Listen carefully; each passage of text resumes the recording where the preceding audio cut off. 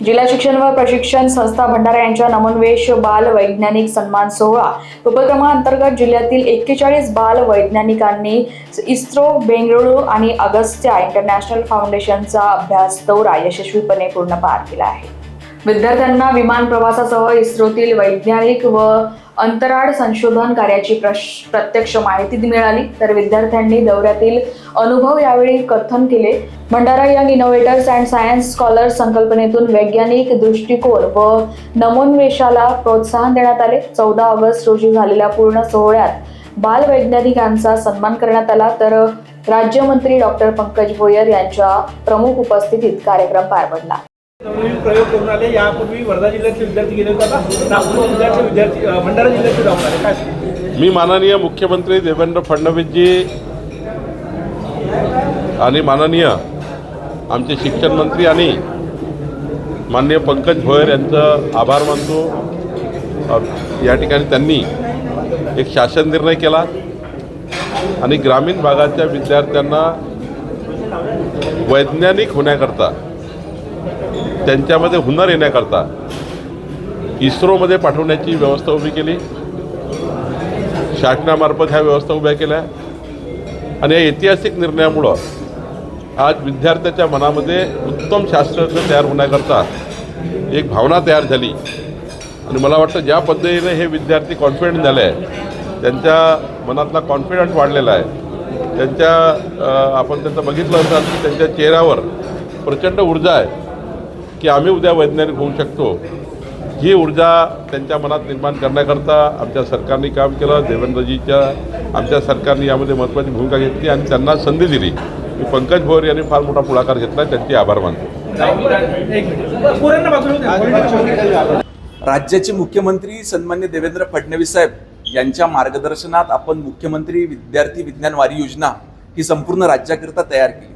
ह्या माध्यमातून राज्यातल्या प्रत्येक जिल्ह्यातले 51 विद्यार्थी इस्रो सायन्स सेंटर या ठिकाणी भेट देतील आणि राज्यातले 51 विद्यार्थी हे नासा अमेरिकेला भेट देतील, अशा पद्धतीचा शासन निर्णय आपण त्या ठिकाणी निर्गमित केला।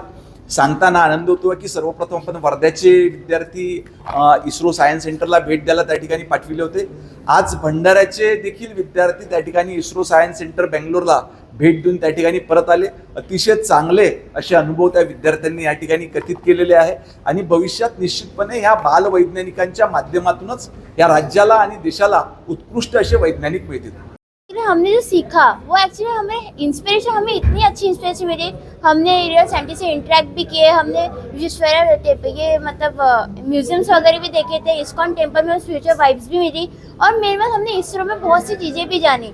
हमें वहाँ पे गाइड भी किया गया अच्छे से। हमें वहाँ पे ये भी बताया गया कि इंडिया के फ्यूचर प्लान के लिए उन्हें मतलब 2035 तक उन्हें स्पेस का लॉन्च करना है इंडिया के थ्रू मून पे, और उन्हें बहुत सी चीज़ें भी एक्सपीरियंस करना है, जैसे चंद्रयान 4, 5, मंगलयान 2 भी लॉन्च होने वाला है और ऐसी बहुत चीज़ें हमें बताई गई थी। बेसिकली मैं ये कहना चाहूँगी ये ट्रिप बहुत ही हमें बहुत एजुकेट किया था। हमने उससे बहुत सारे नॉलेज भी लिया और I would like to say thanks to the Pankaj Bhoyar sir, even Sawant Kumar sir and our diet team sir, क्योंकि इन्होंने हमें इतना मोटिवेट किया, हमारे लिए इतना कुछ किया और हमने भी उनके प्रति बहुत कुछ अच्छा विचार किया और हमने भी सब कुछ किया। So thanks for that. So that is for all.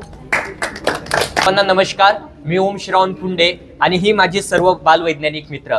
खरं म्हणजे हा इस्रोचा प्रवास आमच्या आयुष्यातील एक सुवर्ण काळ बनून राहील, कारण हा आमच्या आयुष्यातील पहिला विमानाचा प्रवास होता। त्या देखील आम्ही खूप लोकांना कदाचित तो चान्स मिळत नाही, ती संधी मिळत नाही, परंतु आम्ही असे रेअर लोक आहोत की आम्हाला तिथं जाण्याची संधी मिळाली। आणि हा इस्रोचा प्रवास म्हणजे कदाचित आमचा 2.5 ते 3 तासाचा प्रवास होता, परंतु तो प्रवास पूर्ण प्लॅनिंग त्याची नीती करण्याआधी संपूर्ण काही दिवसांचा खूप वेळ घेतला गेला आणि त्या इस्रोमध्ये जाऊन आम्हाला कळालं की भारताची ध्येय, भारताचे यम, भारताचे गोल पुढे भविष्यात काही आहेत, जेणेकरून आपला हा भारत 2047 पर्यंत एक विकसित भारत बनेल। गगनयान असो, त्यानंतर चंद्रयान 4 किंवा 5 असो, त्याचबरोबर स्पेस स्टेशन असो, अशा प्रकारचे नवनवीन स्टेशन्स, नवनवीन माहिती, त्याचा ध्येय आम्हाला बघायला मिळाला। आणि केवळ इस्रोच नाही तर इस्रो सोबतच आणखीन वेगवेगळे प्लेस जसं इस्कॉन टेम्पल असो, ज्याच्यामधून आम्हाला स्पिरिच्युअल वाईब, त्याच्या सायन्स आणि आध्यात्मक दोनाला कंबाईन करून आपण कशा प्रकारे पॉझिटिव्ह ॲटिट्यूडने चालू शकतो भविष्यात. त्याच प्रकारे डॉक्टर विश्वेश्वरैया यांचं म्युझियम, जिथे मॅजिक आणि सायन्स यांच्याबद्दल फरक आणि डायनासॉरची आम्हाला एक 3D ॲनिमेशनची मूवी देखील दाखवली होती. लोकवाहिनी मीडियाकरिता रोशन बोकडे यांची रिपोर्ट, नागपूर.